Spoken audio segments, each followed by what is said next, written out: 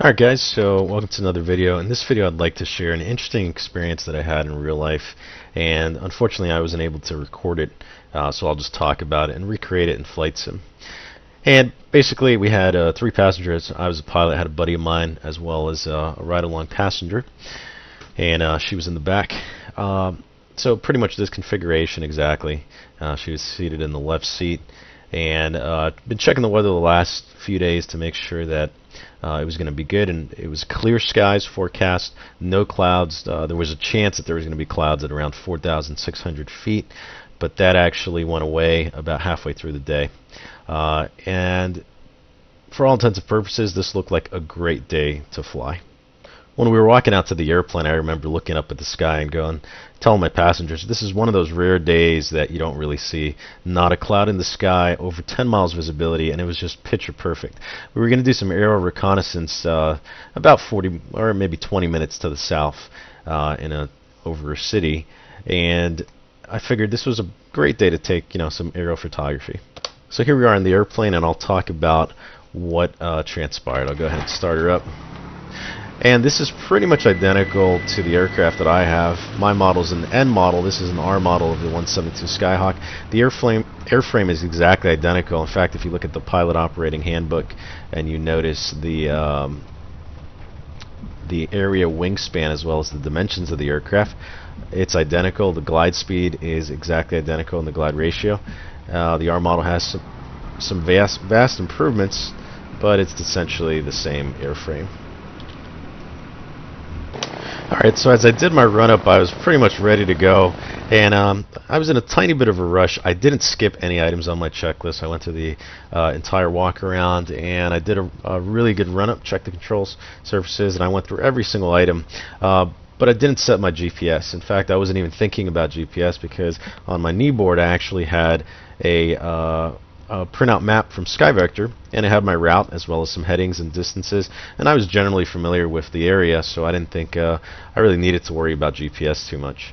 I had the headings that I needed to go. I had some really big landmarks. I'm talking about huge lakes as well as huge cities and airports, so it was something that I was familiar with, and I didn't really think to do that. Now, just to talk about the forecast a little bit, forecast called for, there was actually a AirMet, which is Airman's Meteorological kind of warning from the aviation weather, and it was for mountain obstruction. Okay, it was an AirMet Sierra, which means that 50% or more of a certain region is obstructed either by mist, haze, or fog, and it's creating somewhat IFR conditions. The AirMet could also be on light to moderate icing as well as light to moderate turbulence. So I did have that in the back of my head, and it was supposed to dissipate by about 9 o'clock that morning, and then some other reports actually said it would dissipate by 1 p.m.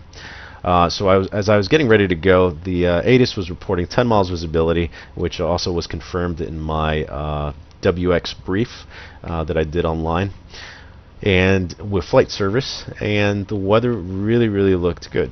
10 plus miles visibility, clear skies. Alright, so here we'll take off.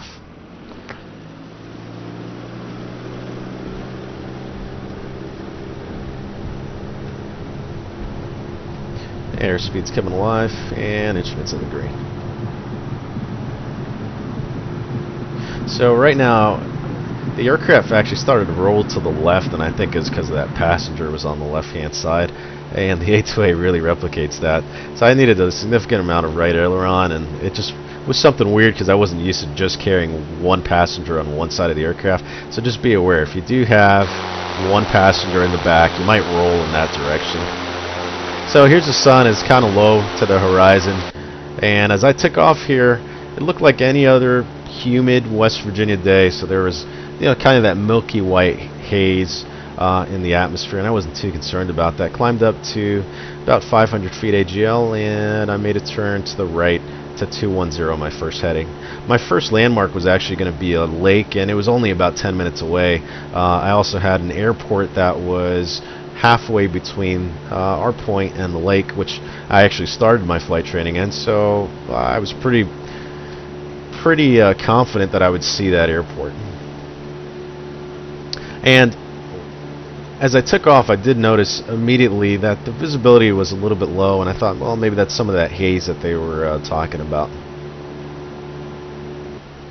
Alright, so right around here is when I noticed something was wrong. I actually didn't set the GPS, and the reason I was fumbling with it all the way up to cruise altitude was that visibility was a lot lower than what was anticipated. Definitely not 10 miles, and we had some significant haze in the area. So when I really noticed this is, I was climbing up and just getting my heading going, getting up to cruise, leading the engine, and when I finally kind of looked up and realized where we were at. We were supposed to be at an airport that was very, very close by. And I looked over, and there's the airport right there. It's roughly to our right, and I remember looking out the right window, and it was just a wall of fog. So, excuse me, of haze. So now I'm thinking, uh-oh, this doesn't look good. I told a buddy of mine, if you look to your right, you see that airport, which I was very familiar with, and guess what? We could not see that airport at all. So at this point, I'm thinking, okay, visibility is a little bit low. I can still see some of the ground, but this is really not looking good. And I had seen a bunch of videos on making that 180 decision.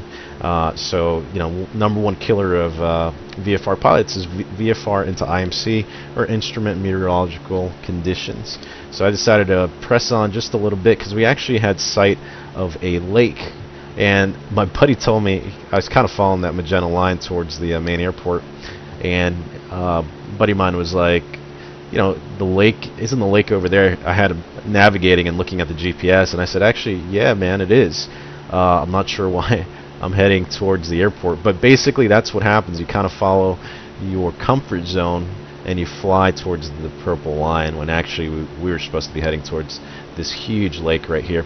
So we did have sight of the lake, and we decided to just press on just a little bit, and we were actually, you could see barely the lake there. We were actually going to head westbound and take a tour of his hometown.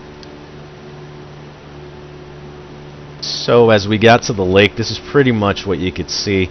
I could only see that first half kind of in this vicinity here, and there was actually an airplane that was flying, I don't know, maybe 1,000 feet off the water there, and there was surprisingly there was a paraglider guy, the big red chute that was right next to him, so they seemed like they got really, really close to each other. So at this point I looked to my right, and that's where we were supposed to go to take some aerial photography, and again there was just a wall of haze.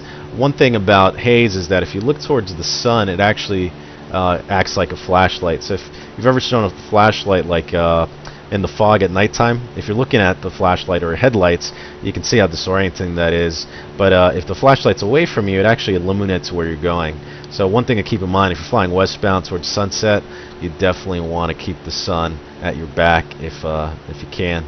But that haze will definitely affect you if you're flying directly into the sun. So at this point, I called it a day, and I said, you know what, enough's enough.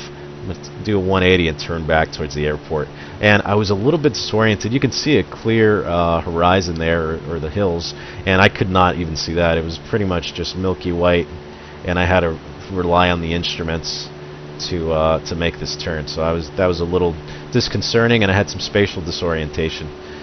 So at this point, I said, I don't want to panic my passengers, so obviously, I just stayed really calm, and I started bringing the throttle up, trying to get back home as quickly as I could, because I feared that as the sun set, that haze might get worse and worse. So at this point, I'm pretty much full power trying to get back, and the controller, I reported south about 10 miles, and I actually told ATC, there's a lot of haze up here, what's the weather over the airfield? And he said it was 10 miles visibility. One thing to note is even though ATC reports 10 miles, if you have haze in the area, it's definitely going to be a lot less. And because of that airment,